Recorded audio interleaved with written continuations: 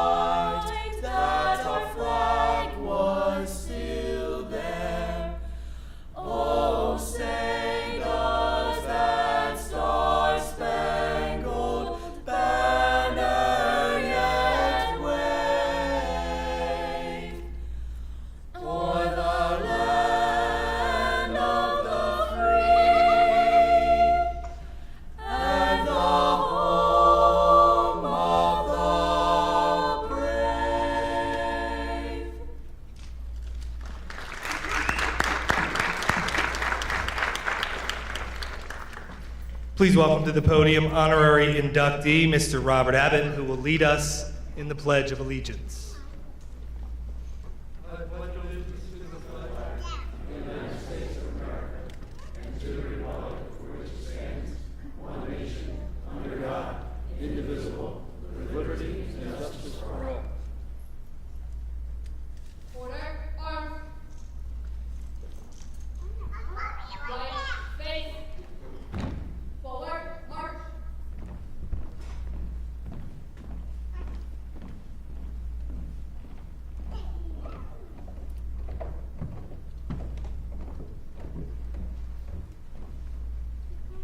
Well, thank you, everyone. You may be seated at this time, as it's my pleasure to introduce to you, for some welcoming words, the Superintendent of Washington Township Public Schools, Mr. Joseph Bollendorf.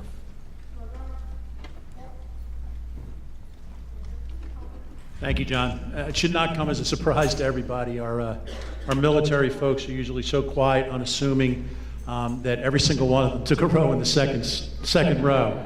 Nobody sat in the front. You gotta love it. My name is Joe Bollendorf. I'm the superintendent of schools here in Washington Township.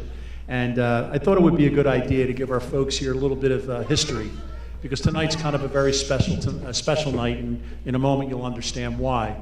I can't even remember exactly how many years ago, and I probably should, but I was at that time the 11-12 executive assistant principal, and one of our board members, Eileen Abbott, had a germ of an idea of wanting to some way honor those students who went through Washington Township High School and on to serve in our military services. She wanted to preserve their memory and their honor, and she wanted to use it as a source of inspiration for our future kids that would walk these halls and see them.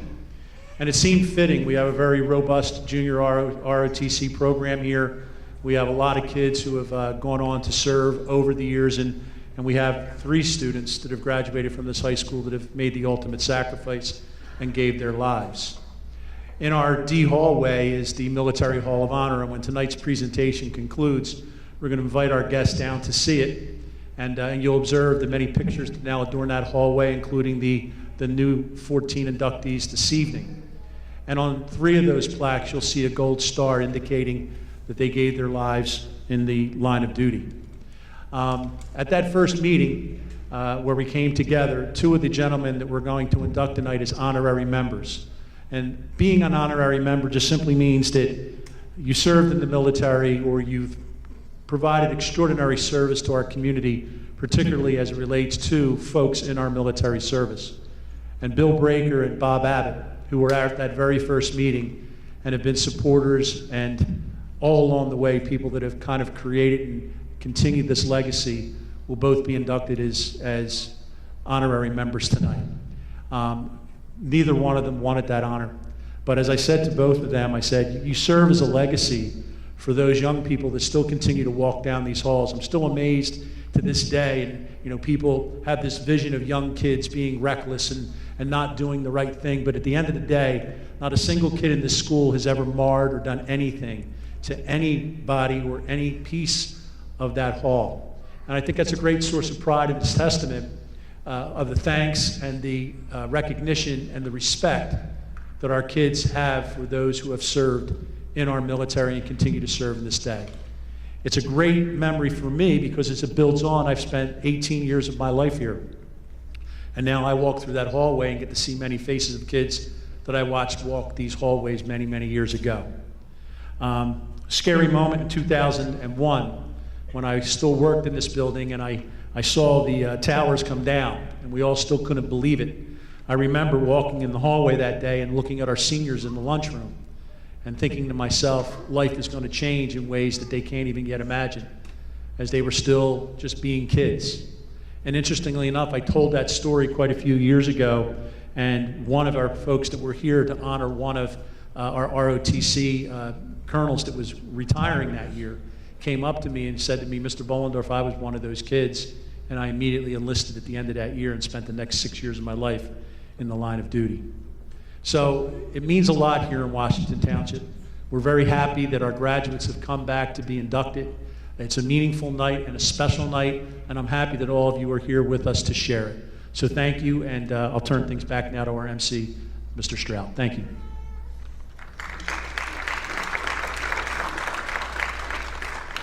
Well, thank you, Mr. Bollendorf. We're so fortunate to have the support on so many initiatives and important work that we do from our Board of Education. We have some members of our Board of Education here this evening. I want to recognize Mrs. Candace Sikowski, who's joining us. And now I get to bring to the stage, who will share some words with you, Board of Education member and Washington Township alumnus, Mrs. Ginny Murphy.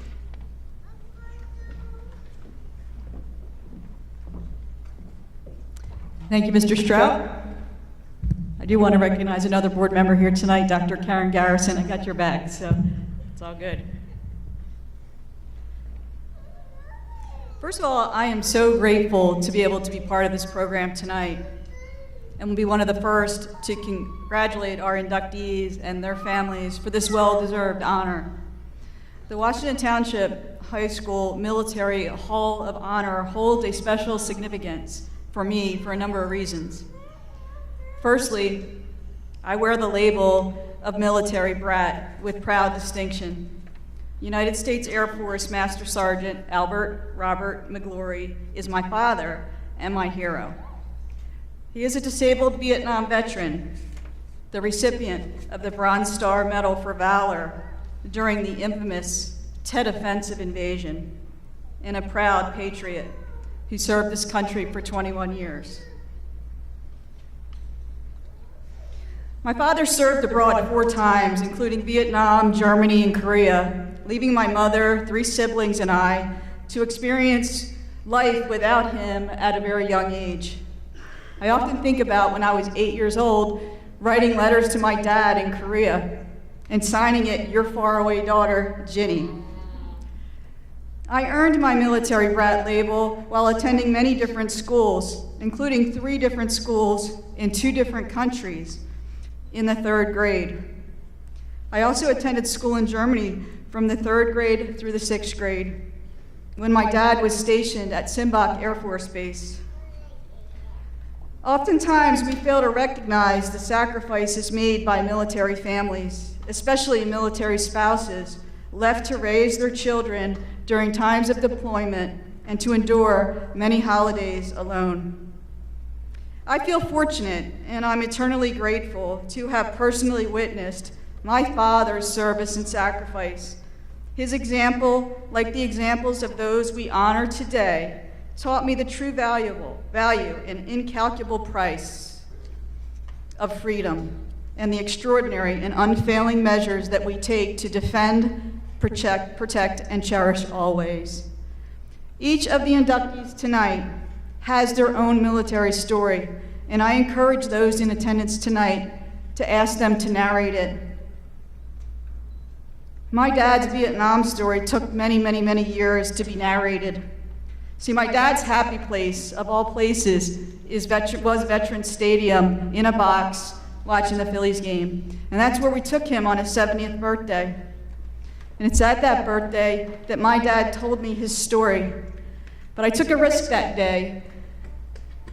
I went to my parents' house and I went into the attic and I took down a metal box. Now, those of you that are in the service, you know that when you're transferred in the military, you're told where you're going and you get to take a few things, but that metal box always traveled with our family. And what was in that box was a series of slides that my dad made while he was in Vietnam. So he's 70 years old, and I'm gonna go to Sam's Club, and I'm gonna get these slides made into photographs. And I'm a bit nervous because I'm not really sure what's gonna be on these slides. And then I wasn't sure how my dad was going to react to that. My dad narrated a story the next day after his 70th birthday with his two grandsons sitting one on each side and his adult daughter standing behind him as he told us what was in those pictures and how he brought to life the history that we all learned about in school and what weapons they used and why they needed them. And it was an amazing experience. So I share that story with you because the life lesson is to ask a veteran their story and thank them, because future generation of kids need to hear that story. As a proud graduate of this high school and as a member of the Board of Education, it has been my honor to interact closely with this evening's two honorary inductees, both veterans of the United States Army, former Board of Education member Bob Abbott and Bill Breaker, a two-time Purple Heart recipient, have served this country and community with distinction throughout their lives. Included in our debt of gratitude to each of them is the recognition of their collective vision for this Hall of Honor and the work that they put into bring it from concept to completion. Mr. Abbott's and Mr. Breaker's personal efforts in promoting, sustaining, and preserving the Hall are to be lauded as an integral part of their extraordinary legacies. The Hall that they launched as a show of respect for our servicemen and women has been imitated and replicated in schools throughout southern New Jersey. I would be remiss not to acknowledge the tireless efforts of my mentor, the late Mrs. Eileen Abbott, for her efforts in seeing this vision realized. With the induction of this year's class, our list of inductees grows to 190. I am happy to be here to witness the long overdue induction of these two gentlemen and to thank them for their selfless service and enduring contributions. To all those whose photos hang in our hallway on permanent display, I hope that you accept the thanks of a grateful community and country and embrace the pride with which we welcome you home to this place of honor. As a daughter, mother, township graduate, and Board of Education member, it is gratifying to be part of this special evening. Like you, I am truly proud to be an American. My heartfelt congratulations to all the inductees and your families. Thank you very much.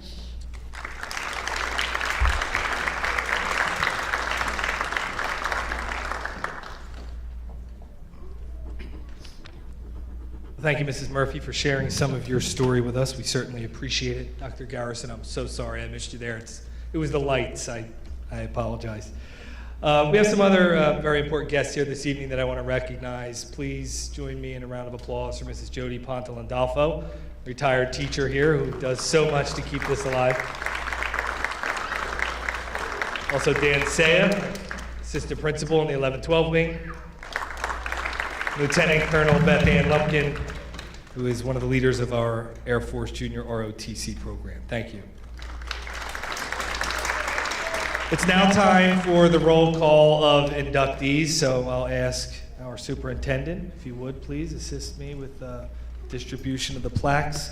Some of our honorees were not able to attend here. We'll certainly recognize each of them regardless. And so we will begin with Adam D. Beets, United States Army, class of 2001, in absentia this evening. Ed Bowl, United States Navy, class of 1974.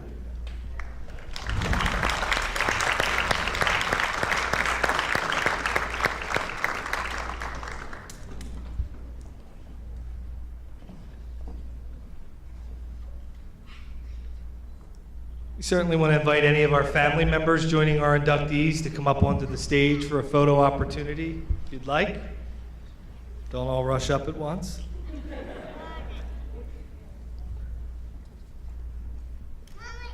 Yes, and certainly if you're here with a family member who wasn't able to be here and you'd like to receive the award on their behalf, we certainly welcome you as well. So do we have anyone from Mr. Beets' family able to join us? Bites, thank you.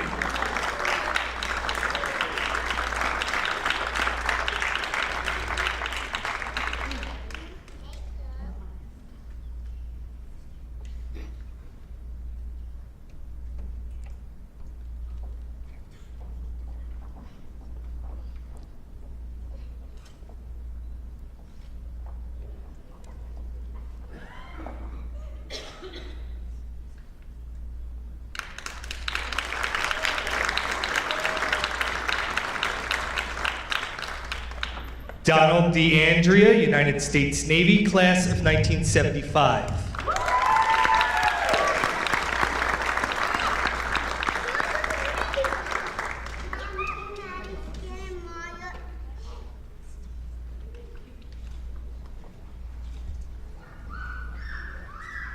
Unable to join us, but certainly we welcome the family, if here. Kenny Daroratana, United States Air Force, class of 2006.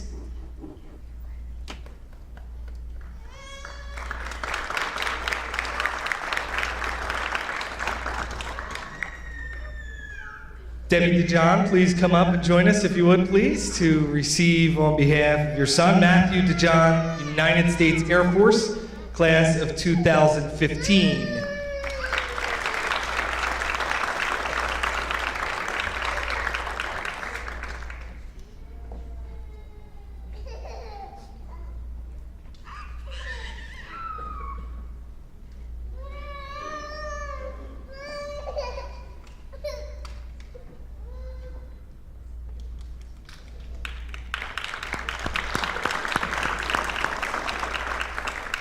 Matthew Joseph Fasolini, United States Marine Corps, class of 2018.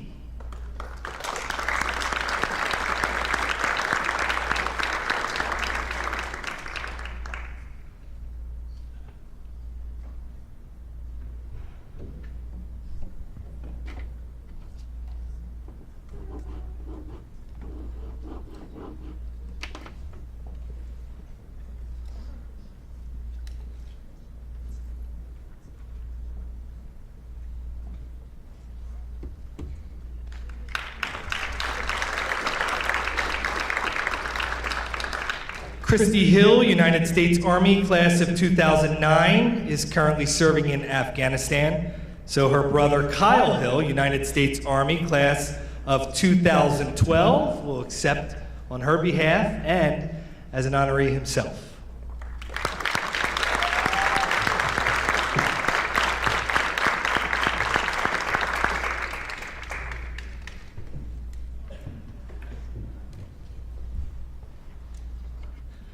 Jacob Clavens, United States Army, class of 2009.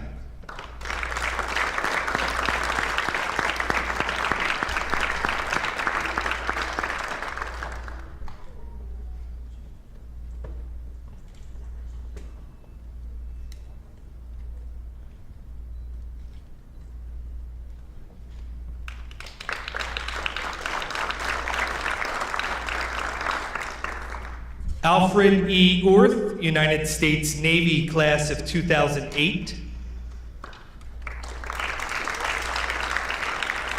And Andrew S. G. Orth, United States Army, class of 2010.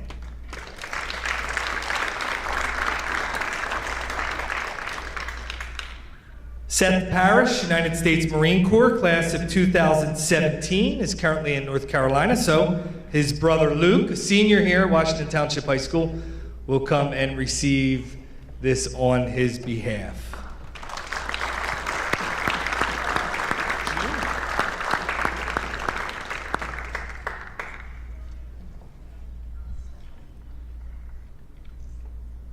Some really good news. Luke is only a junior, so we get him for another year. Sorry, Luke. Stephen P. Zappasotti, United States Army National Guard, class of 1976.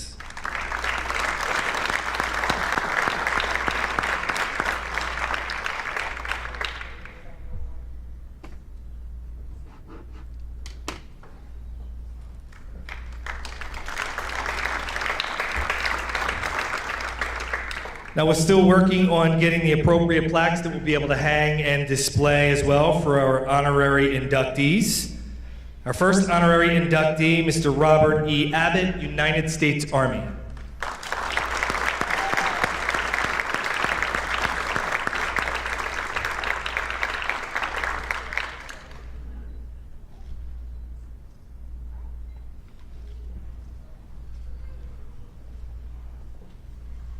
And honorary inductee, William C. Breaker, United States Army Airborne.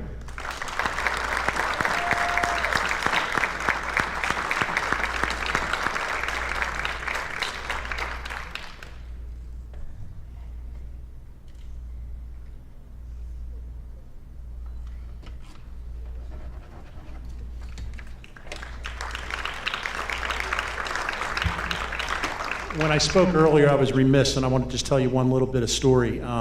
This is also an incredibly special night, and I'm sure an emotional night for Mr. Breaker, because tonight is an honorary inductee. He joins the Military Hall of Honor with his son, who's one of the 3 young men who have a gold star on their frame. Plus my other son, Pat, and your other son, Pat, who is an awesome man right here. You're welcome.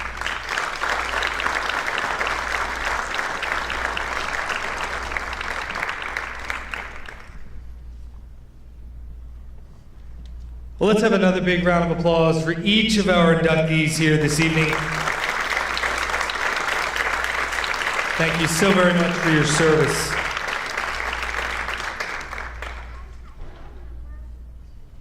And at this time, I ask you all to please rise and join me in a moment of silence for those that have paid the ultimate sacrifice for our country, as we'll bring back out to the microphone, to the stage, Washington Township High School senior Jerry Mejias, who will perform taps.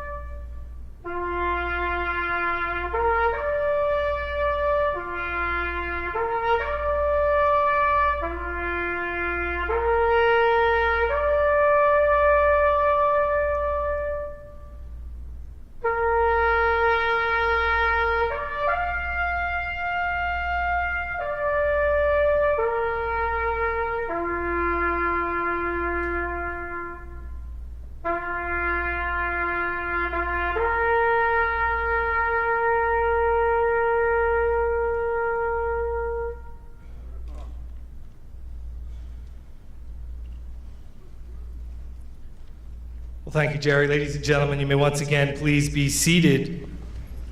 At this time, it's my pleasure to bring to the microphone for our keynote address, Colonel Richard Simmons, United States Air Force retired, Washington Township High School class of 1977.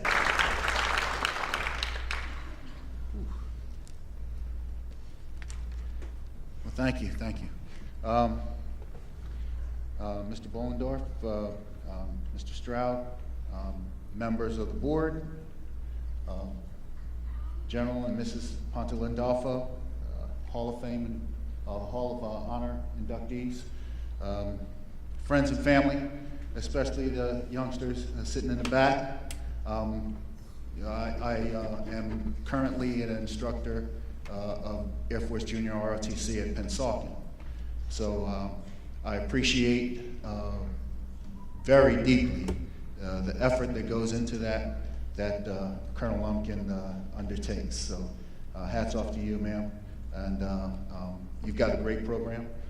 But I'd like to tell you a couple things. Number one is I'm also a member of this Hall of Honor, and I'm also a member of Washington Township's Sports Hall of Fame. When I graduated here in '77, let me tell you, I never, and they say never say never, but I never thought that I would be speaking here at any event of significance. So a couple years ago, they asked me to come and talk to the basketball team as they kicked off their season. And you know, we were really proud of our accolades back in '77. We had a very prolific team. At that point, we had the most wins ever in the history of Washington Township, and that record stood for like 39 years. So when they asked me to come back, my nephew was on the team, and you know, I told him a few things of you know, lighthearted stories, and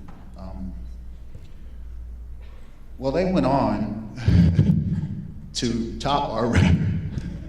And you know, they were at the last game. They lost, I guess, the second game of the state playoffs. We had a lot of our teammates from my class there to witness the game, because that game was the one that they topped our record. And I sat there and you know, commiserated with my teammates and told them things like, you know, man, we had that record for so long, and now we're old and, you know, torn up, and nobody's ever going to remember us. They're not going to remember our names or anything. And they were like, well, and they go, oh, wait a minute. My nephew's on that team, so my name's got to carry on. It's you guys they won't remember. But it was you know, just another incident where you say, that's never going to happen. Never say never. You can never predict how the future is going to roll out for you. But I would like to say that a couple of days ago, I spoke at a Memorial Day celebration, and we had some EMTs, some first responders. We had police, fire, and EMTs all present, and along with a lot of veterans. And then we had one veteran that the heat got the better, and our EMTs had to come over and help him out. But you know, I took that opportunity to talk about a course that I took when I was in the Delaware Air National Guard. And I think General Ponte-Landolfo had a lot to do with getting that course to us. And what it did was talked about a lot of the things that happen, or a lot of things that we have to take into consideration as EMT members, as first responders, that we just don't relate to. We expect them to be able to go out and put out fires. We expect them to be first on call at domestic disturbances, or robberies, or injuries, or accidents. We expect that. But what we don't expect is them to get to an incident and have to look for booby traps that some terrorists may have set for them. And as you remember, you know, that was basically the premise of 9/11. You know, get the first responders to get there, and then try to wipe them out with the catastrophic incident. So we take for granted, I believe, we take for granted our first responders, and I want to put that out to us, that they are heroes also, and I have the deepest respect for what they do on a day-to-day basis. So as we think about our veterans and this situation, and recently in Memorial Day, keep our first responders in mind as well. I'd like to talk a little bit about honor, just because, you know, it all falls into our recent Memorial Day, our Hall of Honor, and when we talk about honor, like Memorial Day is all about honoring those that have given that, made that ultimate sacrifice. But, you know, when we look at the word honor, it could be used as a verb or a noun. Okay, so when we think about, you know, the Hall of Honor or a Medal of Honor or anything like that, we're more using it as a noun. I'd like to focus on more using it as a verb, and think more about honoring those people that have made that ultimate sacrifice, if you will. It changes from, you know, we have a Medal of Honor, and, you know, we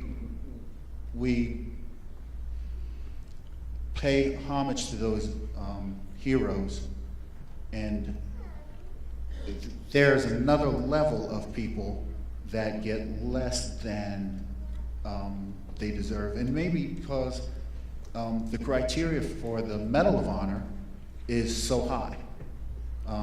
They're heroic in the face of war, given very little thought to their own safety, taking care of others. All those things are just so high that sometimes we don't look at, you know, what about those people that did all those things, but it wasn't at a time of war? How about all those people that never got written up because their supervisors or their commanders didn't really take the time to acknowledge those heroic achievements? So each time we look and we kind of lessen the contributions that people have made. So I'd like to really, that's one of the reasons I like to focus more on the verb of honoring those people that have made that ultimate sacrifice. I know most of our young folks have seen this video or read the book by Admiral William McRaven, Make Your Bed. This book, or this video, is so prolific, and so he's a former, he's a former Navy SEAL, an admiral, and he's a University of Texas graduate. And he gave their commencement speech a few years ago, and he talked about if you want to make an impact on people, you know, you got to start small. You have to, and he started with Make Your Bed, because it's an achievement that you get done, you can evaluate it and move on, and you start off the day with something positively done in the correct way. But to me, one of the things I took away from that is he said that the average person meets 10,000 people in their lifetime. 10,000 people. So if you can have an impact on half those people, you know, and they can have an impact on half those people, you know, the half of their 10,000. Think of the change and the difference we could make. Okay? So he talked about, you know, that full 10,000, but, you know, he's he's an admiral, and you know, he could probably do that. But so with that, I think, and these are just my thoughts, if we could focus on living honorably as our way to influence people or to honor those people that made that ultimate sacrifice. It sounds, you know, it sounds like, yeah, that's so nice and light and fluffy, but if we concentrate on honoring those people by living honorably, then it gets a little bit more traction. Again, if you think that 10,000 people and I can influence them by living honorably or the right way, let's interchange those.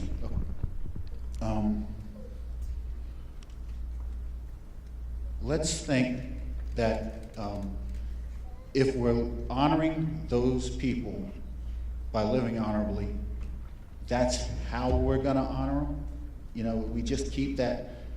I want to honor. For example, I think kind of like simple terms, because I'm getting a little older. I'll be coming up on. I'm turning 60 this year, and for me, you know, I never really thought much about aging, and I never really thought that. I mean, I had great vision, and now I have to use these. So I never really thought that, you know, your vision goes, you know, your jumping ability goes, your speed goes, you know, all those things kind of. So I didn't really think my memory goes as well. So now I have to really watch what I do, because if I take my glasses off and I forget where they are, I actually need glasses now to find my glasses. It's just, you know, those things catch up with you, and I have always taken it for granted. So I'd like to, like I said, think simply. But if we do that live honorably in order to honor those that have made that sacrifice, then I think we change the dynamic of, you know, thanking people for their service. I'm not saying don't thank people for their service. I really appreciate that when I hear it. And I think of all our veterans, the ones that really can embrace that thanks are our Vietnam vets. I think that they have missed all the great things that our previous veterans have gotten, and then they are kind of left in awe of all the things our current veterans are getting, and they were kind of like left. So if you happen to see guys in their with their Vietnam vet hats, really express your gratitude to them. They were the ones that missed it, I think. That's just my opinion. I live by that. When I say, you know, let's live honorably, I want to say, do we have many business folks here, businessmen that you know run? So if we do this and we treat it like a business, because you know we have that, we can identify with that, right? So if we look at living honorably or living in the right frame as a business, if we took it as a business and we said, okay, what can I do or how can I build upon that thought or concept? If we look at maybe our smile as our logo, and maybe our personality as our business card, and then how we make people feel when we interact with them as our trademark. Now you can see that we're layering that business, and you know, as you go through your day or your week or your month, and you reflect on that, you can say, now, is my brand making money for me or losing money for me? So if we treat it like that, it becomes more of a balance, an accounting sheet, a ledger, where you can see, am I putting smiles on people's faces? Am I encouraging them? Am I helping them grow? Or am I dragging them down? And if you can look at that and take something from that, then, you know, you can get better. So I always ask that at the end of the day, interacting with our students. Are we making money, you know, or are we losing money in dealing with our cadets? It's just how I keep a daily account of how the day went, and if we're making a day-to-day impact on their lives. Because I think if you treat it like a business and you are about the business of doing that, then you know you continue on that path forward. Now, I say if we live honorably, some rhetorical questions I'll throw out. You know, if you're in a business, if you work contracts for your company, and you know you're going to get the contract because you underbid, and then you know you're going to kill the government with you know, with add-ons and stuff like that. Are you really living honorably? You know, if we're just a normal citizen and we're taking government benefits that we don't really deserve, are we living honorably? You know, those two examples, to me, that's like stealing from family. That you know, for me, that's not really even close to living honorably. If we work in a job or a scam where we're bilking our senior citizens, you know, for their nest egg, are we living honorably? If we fraudulently file our taxes, are we living honorably? How about if we flagrantly break the law, like, you know, we're just get, you know, wild feeling and we're doing 100 miles an hour down the highway, and then, all right, we get caught, and you know, we do the whole trick about, yeah, we wait some time and the guy doesn't show up or whatever, and I get off, you know, with 10 to 15, 20 miles an hour over the speed limit instead of the 40 or 50 that I was doing. You know, where's the honor? See, there's so many normal examples that we could talk about that we just kind of, you know, it's just, but if we all do these things, I think we make a big difference in our society. Just a few for the youth. If you are bullying younger or weaker kids, or you see it and you don't interact, you don't take action, how about if your folks think you're going to a movie and you're out joyriding and beating up people's mailboxes with baseball bats? You know, but those are all things that, you know, we don't really look about or think about. But if we're in that business or about the business of living honorably to honor those that made that sacrifice, do you think any of our veterans, you know, made that ultimate sacrifice so people can act like those examples? I really don't. So as we go through, please honor our veterans. Please honor those that have made that ultimate sacrifice by living and being that person that they would be happy to have laid their lives down for. That doesn't mean, don't buy somebody a cup of coffee, all those nice things, those are nice things, those are nice thank yous. But what I'm asking is to honor and go beyond that and live in a way that those people will rest forever knowing that we've made a difference. So if we can do that, number one, treat your smile like your logo, your personality like your business card, and the way you make people feel as you interact with them as your trademark.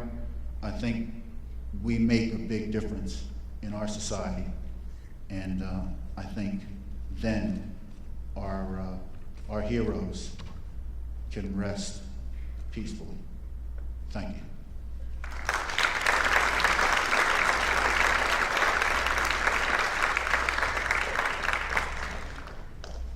Well, thank you so much, Colonel Simmons. That was beautiful. We appreciate your words of wisdom and for joining us here this evening.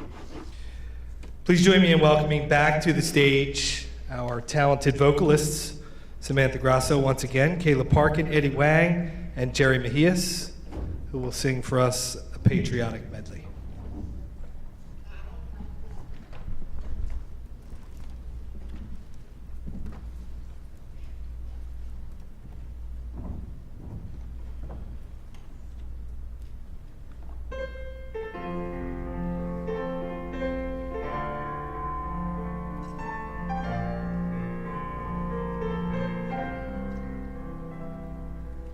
My country 'tis of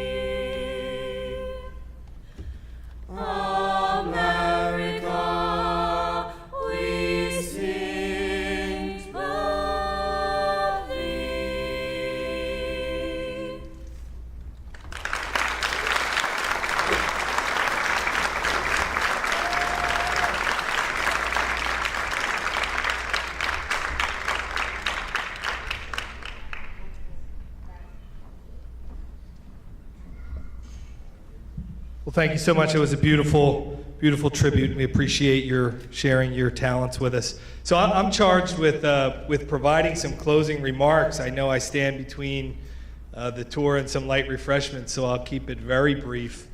I certainly don't have the kind of life experiences that these amazing inductees have had throughout their life, but I wanted to just share a little bit about a really important experience and something that has happened to me that I hope will make a bit of a connection. So I had this crazy idea. I grew up in South Jersey my entire life, and I had this crazy idea when I lost my mom, got a little lost in my life, that we were going to start over, right? My wife and I would never take our kids from their grandmother, and so when that opportunity presented itself, I had this crazy leap of faith to go out to Southern California, and we hunkered down in Chula Vista, which is just south of San Diego, and I took a principalship at a fairly new elementary school that served a population of nearly 1,100 students, 40% of which came from military families. So in that 1 year that I left before having the tremendous honor to come back, I most definitely developed a renewed sense and a much greater and deeper appreciation of the commitment that our military families make.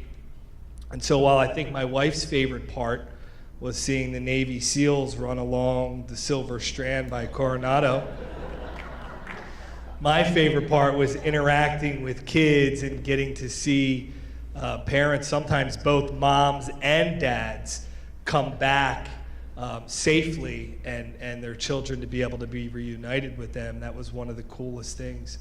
And for me, probably the coolest thing is seeing my own children. I have a 9-year-old and twins that'll be 6 in a couple of weeks.